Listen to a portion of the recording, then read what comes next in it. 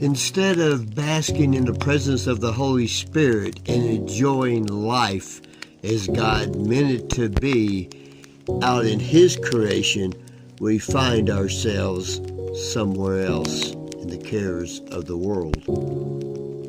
Instead, it all begins with the propaganda and the lies that they want us to believe to lead us down the road to destruction.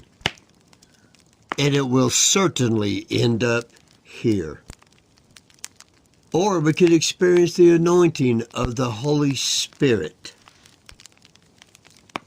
The nightly news is that boiling pot. Please click on the related video and see what the letter X really means to them.